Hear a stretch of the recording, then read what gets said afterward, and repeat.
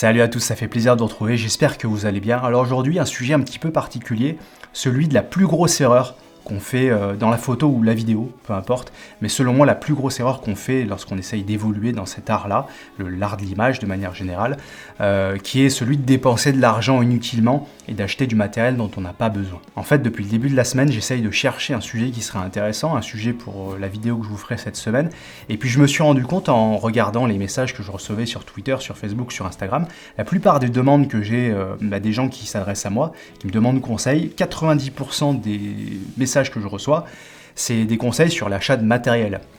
Me disant par exemple, est-ce qu'il faut que j'achète la 7R3, ou est-ce qu'il vaut mieux que j'achète le 5D Mark IV, ou est-ce qu'il faut que j'achète le 1DX Mark III, ou alors que j'investisse dans le nouveau XT3 ou le X Pro 3, est-ce que je dois attendre le XT4. Enfin, énormément de questions sur ce sujet qui viennent soit de personnes qui veulent débuter la photographie, soit des personnes qui ont déjà un appareil et qui veulent investir dans mieux.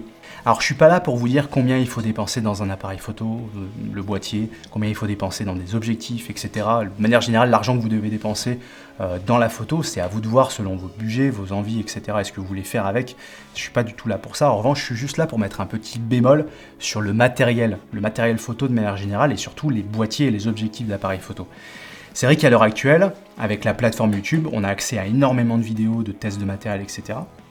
Et ça nous donne énormément envie d'acheter du matériel parce que vous avez des professionnels qui font des super images qui vous disent cet objectif franchement il est top ou ce boîtier il est top.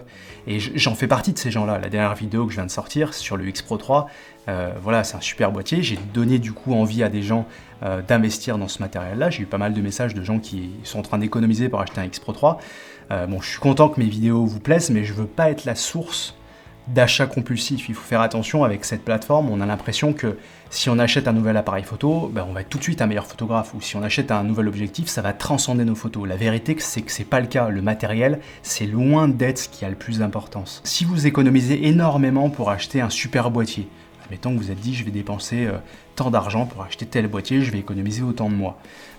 Vous allez arriver à avoir un boîtier, puis ensuite vous allez peut-être investir dans un ou deux objectifs, mais il faut bien penser que le budget photo ou vidéo de manière générale, c'est pas juste le matériel que vous allez acheter, l'appareil photo et l'objectif, il y a plein de choses autour pour la photo, il y a les trépieds que vous allez avoir besoin d'acheter, les déplacements que vous allez avoir besoin de faire si vous voulez faire par exemple de la photo de paysage, partir en voyage, prendre des billets d'avion, etc. Ça va être des coûts qui vont être importants et c'est ce qui va influer sur le rendu en fait de vos photos, de vous rendre sur les endroits. En vidéo, il y a encore plus de dépenses autour des appareils, des boîtiers, des objectifs parce qu'il y a les éclairages, il y a les trépieds, il y a les pieds pour des éclairages, etc. Il y a beaucoup de choses qu'il faut prendre en considération dans la pratique de la photo ou la vidéo. Et le boîtier et les objectifs, certes, c'est un budget important dans le budget global, mais en revanche, ça ne fait pas tout. Si vous avez un super boîtier, un super objectif, mais que vous ne pouvez plus vous déplacer, parce que vous n'avez plus assez d'argent pour aller à des endroits pour faire des photos, ça sert pas à grand chose. Si vous voulez faire de la vidéo, que vous achetez un boîtier, un objectif super, mais que vous n'avez pas d'éclairage, vous n'allez pas pouvoir faire grand chose non plus. Donc il faut faire attention à ça et faire des dépenses qui sont maîtrisées par rapport à ce que vous voulez faire et surtout bien prendre en compte toutes les dépenses qu'il va y avoir autour de cette pratique. Le fait de vous déplacer à des endroits où vous allez avoir des beaux paysages, si par exemple vous voulez faire des photos de paysages, va avoir beaucoup plus d'influence sur la qualité de vos photos que d'acheter un super boîtier. Le fait d'avoir des bonnes sources d'éclairage ou des bons stabilisateurs pour vos vidéos va avoir beaucoup plus d'influence que le boîtier que vous allez choisir pour filmer. Et en fait, avec le temps, on se rend compte quand on pratique petit à petit la photo et la vidéo que le matériel qu'on utilise, le boîtier en lui-même ou l'objectif en lui-même a très peu d'incidence. Et c'est pour ça que vous voyez de plus en plus sur YouTube notamment des vidéos de professionnels de l'image ou des youtubeurs assez connus qui font des vidéos avec des téléphones. Parce que les marques de téléphone savent très bien que ces professionnels-là, qui ont l'habitude de faire d'images, peu importe ce qu'on va leur mettre entre les mains, l'image sera déjà bluffante pour le grand public et sera très impressionnante parce qu'ils savent utiliser ce matériel et les personnes qui utilisent ça savent très bien que si on lui met entre les mains un téléphone qui filme assez bien quand même, mais qu'on lui met entre les mains un téléphone, il pourra faire des super choses parce qu'il sait comment mettre en image les choses, il sait comment prendre des photos ou des vidéos. Donc c'est pour ça qu'avec le temps, on se rend compte que le matériel en fait n'a pas d'importance. Moi, sur la petite expérience que j'ai fait beaucoup de matériel différent pour les vidéos, et puis je me suis rendu compte que peu importe le matériel que j'utilisais, c'était pas ça qui me faisait évoluer. C'est pas quand j'ai changé de boîtier que d'un seul coup je me suis rendu meilleur.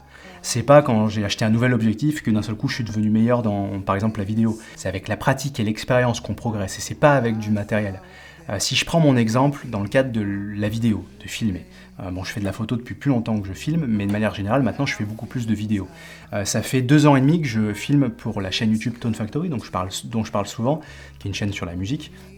Donc ça fait 2 ans et demi que je tourne dans cet endroit, ces épisodes-là, et depuis 1 an et demi qu'on fait 2 épisodes par semaine. Donc ce qui fait que, je crois, depuis le départ, on en est à 190 vidéos depuis le début.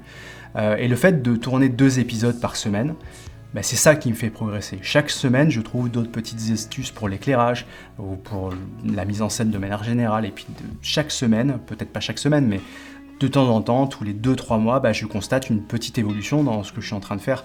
Et c'est pas à chaque fois que je change de matériel que ça évolue. Non, c'est uniquement quand je trouve de nouvelles astuces et quand je pratique que ça évolue. Et si je regarde en arrière mes anciennes vidéos qui ont 1 an, 2 ans ou même 6 mois, bah, je trouve qu'il y a eu un progrès dans l'image et je vois ma progression. Il n'y a pas de secret, si vous voulez progresser en photo ou en vidéo, le seul moyen de progresser efficacement, c'est de pratiquer un maximum. Et c'est pareil, sur YouTube, on a accès à énormément d'informations, vous avez plein de vidéos qui vous apprennent des tas de choses. C'est super d'avoir la connaissance, mais en revanche, c'est beaucoup plus important d'avoir le savoir-faire. Et le savoir-faire, le seul moyen de l'avoir, bah, c'est de faire en fait, c'est de pratiquer un maximum. Et du coup, c'est pas d'avoir énormément de connaissances qui va faire que vous soyez un super photographe ou un super vidéaste. Certes, ça va aider de savoir pas mal de choses, mais en revanche, c'est juste en pratiquant un maximum chaque semaine vos photos ou vos vidéos que vous allez évoluer vraiment dans l'art que vous êtes en train de pratiquer. Et c'est vrai qu'on peut vite croire que les professionnels ont de telles images grâce à leur matériel, parce que de manière générale, si vous regardez les professionnels, ils ont tous du très bon matériel parce qu'ils ont développé avec le temps soit des partenariats avec des marques qui leur fournissent du matériel ou qui leur filent du matériel un petit peu moins cher, ou avec le temps, de manière générale, ils ont les moyens pour investir dans du matériel haut de gamme, et c'est important d'avoir le matériel le plus robuste possible quand on utilise notre matos au quotidien pour pas avoir de mauvaises surprises quand on travaille pour un client. Et c'est pour ça aussi qu'on achète du matériel plus cher, c'est pour avoir quelque chose d'un petit peu plus solide, un peu plus robuste, ou certaines fonctions qui sont nécessaires, mais c'est pas forcément pour la qualité de l'image en elle-même qu'on va acheter du meilleur matériel, c'est pour d'autres raisons. Et c'est pour ça qu'il faut faire attention quand on est débutant ou intermédiaire, peu importe, qu'on est en train d'évoluer et que c'est pas votre métier d'être photographe ou vidéaste. Il faut pas faire ce raccourci-là. C'est pas parce que les pros ont du bon matériel que si vous voulez avoir des belles images, il faut forcément du bon matériel. Quand on est débutant, on croit que c'est le boîtier qui est le plus important. Quand on commence à avoir un petit peu plus d'expérience, on se dit c'est les objectifs les plus importants. Et puis dès qu'on devient un petit peu plus professionnel, en tout cas qu'on a beaucoup d'expérience, on se rend compte que c'est le savoir-faire qui est le plus important et que le matériel, en fait, n'a aucune importance. En tout cas, j'espère que cette vidéo vous aura intéressé, vous aura été utile et aura peut-être freiné certaines ardeurs d'achat compulsif. Après, c'est pas de votre faute, on est tous pareils et de manière générale, le marketing est tellement bon à l'heure actuelle sur toutes les plateformes que ça nous donne envie d'acheter du matériel dont on n'a pas forcément besoin. Moi, je pense que le meilleur matériel, c'est celui que vous avez aujourd'hui entre les mains. Il n'y a aucune raison d'attendre d'avoir tel objectif ou tel appareil pour pratiquer plus. C'est dès aujourd'hui qu'il faut apprendre de savoir-faire et c'est ce qui fera la différence dans vos images, c'est de pratiquer un maximum. Je vous souhaite en tout cas une très bonne fin de semaine et puis je vous dis à très bientôt pour une prochaine vidéo. Salut!